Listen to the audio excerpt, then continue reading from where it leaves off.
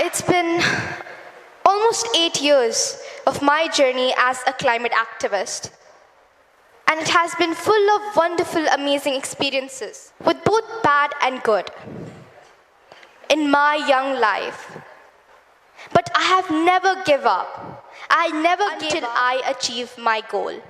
See, I was born in Manipur, which is a small, beautiful northeastern state of India, bordering Myanmar. But I grew up in Bhubaneswar, Odisha for my schooling reasons. You see, my life was hit by Cyclone Titli in 2018 and Cyclone Fani in 2019. And during those two cyclones, as a child, as a young toddler, I saw in front of my very own two eyes all its devastating impacts. I saw how children lost their parents, how innocent people lost their lives, and how many lost their homes. I felt very sad. I couldn't sleep. I couldn't even take my food. I couldn't even drink water at that time. And then later, I moved to Delhi in 2019. And before that, in Odisha, when we're talking about Odisha, do you recognize this young lady, this young person? Have you guys ever seen her or heard of her name? Well, you see, it's Kani Sikaka. You see, she's from Odisha, and ever since the age of 13 years old, she raised her voice. She fought with the big companies, people with power, so that she could protect her forest, her village, and her mountains from the mining of the bauxite, of the mining of the aluminum. And when I heard her story for the first time as a kid, I got inspired.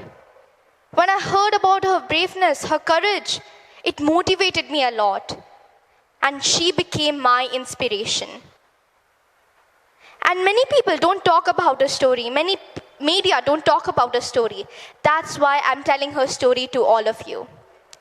Any which ways, coming back to the point, after facing all the cyclones in Odisha, I again moved to Delhi in 2019. And then when I moved to Delhi, I faced the intense heat waves that we are even facing today, even right now, and the high air pollution level that you guys must be knowing. In the summers, we face the intense heat waves, and again in the winters, we face the high air pollution level. You see, children and women are the first line of victims in every climate crisis. We, the school children, who is going to school every day, it's impacting our health, the air pollution. Just think about it, all these environmental issues. So facing all such climate disasters, after facing all such environmental issues in such a young age, it turned me into a child climate activist. You see, I got a chance to attend the United Nations Disaster Conference in Mongolia in July 2018 at the age of 6 years old. I met various world leaders, scientists, experts, policymakers, and many climate activist friends. It was a life-changing event. And after I came back from Mongolia in July 2018, I started my own organization called the Child Movement, or Bachpan Andolan you can call it in Hindi. Child Movement is a children movement, or you can call it as a people movement for climate justice. And ever since I started my journey at the age of 6 years, I have 5 main demands to the government and the leaders to change the system. First is to pass a climate change law as soon as possible in the parliament. If our government passed a climate change law as soon as possible in the parliament house, then it would help us to control the carbon emissions and the greenhouse gases. Second is to include climate education as a mandatory subject in our school education curriculums. If there is climate education in our school education curriculums, then it would help us to fight the climate change that I'm talking to you all about today. From the very young level, from the grassroots level, from a very young age. And also because there will be no climate solution without the climate education. My third main demand is for each and every student in India to plant minimum 10 trees every year. You see, in India, there are 350 million students. If the 350 million students plant minimum 10 trees every year, then we would plant around 3.5 billion trees. So just imagine, so just trust me, how green our India would be after 5 to 10 years if we take such initiative of planting 10 trees every year. So should we start taking this initiative now? Should we start bringing that change now? Do you want to see India green? Yes, so let's start planting trees now. Because as you know, trees are the ultimate solution for fighting climate change. Continuing, my fourth main demand is for our governments to work together to manage a just transition away from coal, oil, and gas, the top causes of today's global climate crisis, also known as the fossil fuels, and replaced by the clean, renewable energy sources. My fifth main demand is for the rich nations to pay the loss and damage fund, or you can say the climate finance, to the global south. I have a dream where there is no coal power and thermal power plants and is replaced by the clean, renewable energies. I have a dream where there is more bicycles on roads instead of more fossil fuel vehicles. I have a dream where every child living in this world has the access to clean air to breathe, clean water to drink, and clean planet to live. And asking clean air to breathe, clean water to drink, and clean planet to live is all our basic rights. You see, climate change problem that I'm talking about today is not only for me or for you or for someone else. You see, climate change problem is for every single person living in this world. Each and every child living in this country, living in this world, are already the victims of today's global climate crisis. If there is no nature, then there will be no food. If there is no nature, then there will be no growth. If there's no nature, then there will be no security. And if there's no nature, then there will be no future for us. Remember, there is no value of our expensive art, luxurious car, a beautiful home, or a lot of money on a dead planet. My generation is already the victims of today's global climate crisis. And I don't want my future generation to face the same consequences again because of the inaction and the empty false promises.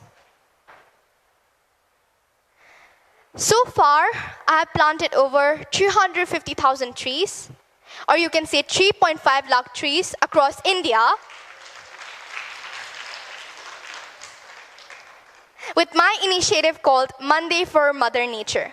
So when you hear Monday for Mother Nature, it's where we, the school children, activists, or students like you, or many people, join hands together and plant trees every week on every Monday with the mission to plant 1 million trees every year. So I'm still trying to achieve that goal. And I will never give up, as I've mentioned before in the beginning, until I achieve my goal. Because you see, we are unstoppable, another world is possible, and change is possible. You see, Delhi University makes compulsory, I'm happy to share with you all that Delhi University makes compulsory for every student there to plant minimum 1 tree to pass their final examinations. Is that true? Yeah? And do you guys plant those trees? You should plant trees. See, trees gives us oxygen. That's basic knowledge, isn't it? And if there are no trees in our earth, would we survive? Would we get the oxygen? कहाँ से आएगा वो oxygen? Oxygen होगा ही नहीं, तो हम भी मर जाएंगे, है ना? That's why we should plant trees. Because again, trees are the ultimate solution for fighting climate change. Now moving on, as I mentioned before, one of my 5 main demands is climate education. I received letters from many Indian state government after sending requests that now from 0 to over 150,000 schools are now teaching climate education as a mandatory subject in their school education curriculum. Oh, okay. So here you can see this book of CBSE of English of class 3 and 7. So it has a full chapter of my story. So as you know, I've been demanding... It's a very funny part, I must say, of the climate education that I've been seeking to the government. I told the government to include climate change as a mandatory subject, right, in every school education curriculum. But what the government did was, as the new education policy, they put my story as a chapter in the English book, in the new education policy. But while we're doing that, we should also have climate education as a mandatory subject, isn't it? So that we could fight the climate change from the grassroots level. One day, on 20 June 2022, I went to Taj Mahal. You guys know Taj Mahal, right? The beautiful, one of the 7 wonders of the world, iconic. I went there with my family, and I was shocked. I was shocked to see the piles of garbage, the plastic pollution surrounding the Taj Mahal, the iconic monument Taj Mahal. I was shocked. And what I did next was I took a poster, I took a banner, and I wrote, "Behind the beauty of Taj Mahal is plastic pollution." The picture gone viral in the social media, and within 24 hours, all the plastic pollution around the Taj Mahal was cleaned the next day. And the authority was also fined rupees 1 lakh. And now, single-use plastic has been completely banned in the Taj Mahal. So nobody can also use single-use plastic in the Taj Mahal. I have this project I started 2 years ago. It's called the Plastic Money Shop. As you can see behind me. Plastic Money Shop is where people bring single-use plastic waste from their homes and can take either free rice, stationery item, or a plant sapling. It's kind of like a barter system. And then after collecting all of those single-use plastic waste, I again recycle them, or you can say upcycle them into road tiles, house roof sheets, school benches, desks, etc. And also the mission of this project is to eliminate every single-use plastic from our planet. It also stops the single-use plastic waste from reaching our oceans, rivers, seas, landfills, etc. And while I'm doing this project, it has been recognized by many people across the globe, and it has also won awards such as the International Eco Hero Award and the USA Anthem Award as well.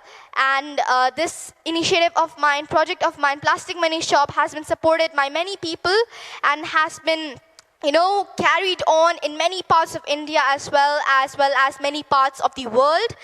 And while I'm doing this initiative, not just stopping the plastic waste from, reaching all those rivers, seas, landfills, etc., it's also raising the awareness about the global plastic pollution crisis.